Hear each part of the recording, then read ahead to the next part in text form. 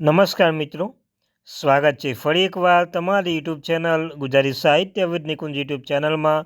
હું નિકુંજ પરમાર આપ સૌનું તે દિલથી આજના વિડીયોમાં સ્વાગત કરું છું. મિત્રો, આજના વિડીયોમાં ચર્ચા કરીશું આપણે આવતા મહિનેથી પેન્શનનું માસિક પેન્શન 9,000 રૂપિયાથી વધીને સીધું જ થશે 25,000 રૂપિયા. પેન્શન માટે ખરેખર અગત્યની માહિતી લઈને આવી છું. જો તમે ગુજરાત રાજ્યના પેન્શન ધારક છો તો તમારા માટે આજનો આ વિડીયો ઉપયોગી બનશે. તો મિત્રો, વિડીયો શરૂ કરતા ચેનલમાં નવા છો તો ચેનલ સબસ્ક્રાઈબ કરી લો. આપણી આ ચેનલ ગુજરાતી સાહિત્ય વિદ નિકુંજ ચેનલ પર સરકારી કર્મચારી, નિવૃત્ત કર્મચારી, પેન્શનધારક બાબતે, પગાર બાબતે, પેન્શન બાબતે, ડીએ, ડીઆર, એચઆરએ અને કોઈ પણ અપડેટ આવે હરેક અપડેટ આપણી આ ચેનલ ગુજરાતી સાહિત્ય વિદ નિકુંજ ચેનલ પર પ્રોવાઈડ કરવામાં આવશે. તો આપણી આ ચેનલ સબસ્ક્રાઈબ કરી લેજો, વિડીયો પર લાઇક કરી લેજો મિત્રો. તો ચાલો જાણીએ વિગતવાર માહિતી મિત્રો. તો ડીએ વધારો. સરકાર વર્ષમાં 2 વાર ડીએ સુધારો કરે છે. ડિસેમ્બર પૂરો થવાનો છે અને કર્મચારી જાન્યુઆરી ડીએની આતુરતાની રાહ જોઈ રહ્યા છે મિત્રો. તો હવે જ્યારે જાન્યુઆરી ડીએ વધારો અંગેના તમામ ડેટા જાહેર થઈ ગયો છે, તો ત્યારે કર્મચારી જાન્યુઆરી ડીએ 2026 એટલે કે જાન્યુઆરી ડીએ પ્લસમાં અંગે એક મોટો આંચકો લાગી શકે છે. ચાલો સમાચાર આ વિશે વિગતવાર જાણી લઈએ મિત્રો.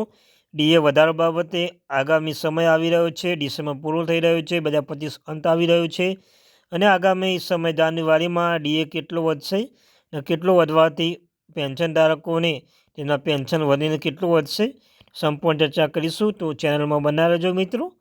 તો કેન્દ્ર સરકારે કર્મચારી માટે ખરાબ સમાચાર આવે છે. સૌથી પહેલાં કે જાન્યુઆરીમાં ડીએ વધારા માટે આંકડા અનુસાર કર્મચારી મોટો ઝટકો લાગી શકે છે. માહિતી અનુસાર આ વર્ષે ડીએ વધારો ખૂબ જ ઓછો રહેવાની ધારણા છે. તો ચાલો સમાચાર જાણીએ કે જાન્યુઆરીમાં કર્મચારી ડીએ હાઇક અપડેટ્સમાં કેટલો વધશે મિત્રો. તો પહેલાં કે એઆઈસીપી ડેટા આંકડા શું કહે છે. ડેટા પર નજર કરીએ તો જાન્યુઆરી 2026થી લાગુ થનાર જાન્યુઆરી ડીએ વધારો અને મોંઘવારી રાહત ફક્ત 2% વધારો થઈ શકે છે. જો આવું થાય તો કર્મચારી ડીએ 58%થી વધીને લગભગ મિત્રો 60% થઈ શકે છે. આ ડીએ વધારો છેલ્લા 7 વર્ષ સૌથી ઓછો હશે મિત્રો. તો મિત્રો, મળતી માહિતી મુજબ ડીએ ખૂબ જ ઓછો થવાનો છે. જેટલા 7 વર્ષ છે તેમાં સૌથી ઓછો વધારો આ વખત થવાનું છે મિત્રો. 2% વધારો થઈ શકે છે. જો કર્મચારી ડીએ 58% તમે જાણો છો મિત્રો, તે વધીને લગભગ 60% ડીએ થઈ શકે છે મિત્રો. તો ત્યારબાદ ડીએની ગણતરીઓ ઔદ્યોગિક કામદારો માટે ગ્રાહક ભાવ સૂચકાંક એઆરસીપીઆઈ ડેટા આઈડબ્લ્યુ આધાર કરવામાં આવે છે. એ જ નોંધવું જોઈએ કે જુલાઈ 2025થી ઓક્ટોબર 2025 સુધી ગ્રાહક ભાવ સૂચકાંક સીપીઆઈ સતત વધી રહ્યો છે. આ ફુગાવામાં સતત વધારો દર્શાવે છે.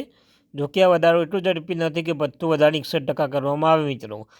એટલે કે મિત્રો, આમાં શું છે, સૌપ્રથમ તો વાત કરી લઈએ કે ડીએ વધારો બાબતે ડીએ આ વખતે 58% વધી 2% 60% થવાનું છે. 7 વર્ષથી સૌથી ઓછો વધારો આ વખત થવાનો છે અને ફુગાવાનો સતત વધારો દર્શાવે છે કે જો આટલો વધારો એટલું ઝડપી નથી કે ભથ્થું વધે 100% કરવામાં આવે મિત્રો. 8મું પગાર પંચ ક્યારે લાગુ થશે, ત્યારબાદ બીજી અગત્યની માહિતી. હાલનું 7મું પગાર પંચ 10 વર્ષ કાર્યકાળ પૂર્ણ કરવા જઈ રહ્યું છે. જ્યારે 8મું પગાર પંચની પ્રક્રિયા હજુ યોગ્ય રીતે શરૂ પણ થઈ નથી. તો આટલા સમય પછી પણ 8મું પગાર પંચની શરતોમાં અમલીકરણની તારીખ ઉલ્લેખ નથી. હાલમાં કમિશન પાસે અહેવાલ રજૂ કરવા માટે 18 મહિનાનો સમય આપ્યો છે અને જ્યારે નવું પગાર માળખું અમલમાં આવશે ત્યારે રિપોર્ટ રજૂ કરવામાં બીજા 1-2 વર્ષ લાગશે. આનો અર્થ એ થયો કે મિત્રો, કર્મચારી લગભગ 2027ની અંતમાં અથવા 2028ની શરૂઆતમાં 8મું પગાર પર લાભ મળવાનું શરૂ થશે મિત્રો. શું ડીએ મૂળ પગાર સમજ કરવામાં આવશે? સરકારે સંસદમાં કર્મચારી માટે નવા પગાર માળખા અંગે સ્પષ્ટતા કરી નથી. આના કારણે કર્મચારી ચિંતા વધી છે કે શું નવું પગાર માળખું જાન્યુઆરી 2026 સુધી લાગુ થશે. તેથી એવું માનવામાં આવે છે કે જ્યાં સુધી 8મું પગાર પંચ સંપૂર્ણ અમલ ન થાય ત્યાં સુધી આગામી કેટલાક વર્ષો સુધી વર્તમાન માળખાઓના આધારે ડીએ મોંઘવારી ભથ્થું ચાલુ રહેશે મિત્રો. ડીએમાં આ વધારો જરૂરી છે કારણ કે 8મું પગાર પંચ અમલીકરણ પછી તે સમયગાળા માટે ડીએને મૂળ મર્જ કરવામાં આવે છે અને ડીએ ફરી શૂન્યથી શરૂ થાય છે મિત્રો. સરળ શબ્દોમાં કહીએ તો જાન્યુઆરી 2026થી જુલાઈ 2027 સુધીના 4 વર્ષના સુધારા નવા પગાર માળખા અનુસાર કર્મચારીનો મૂળ પગાર નક્કી કરશે મિત્રો. તો મિત્રો, આ તે અગત્યની માહિતી. આવનારા વિડીયો મેળવવા માટે ચેનલને સબસ્ક્રાઈબ કરી વિડીયોને લાઈક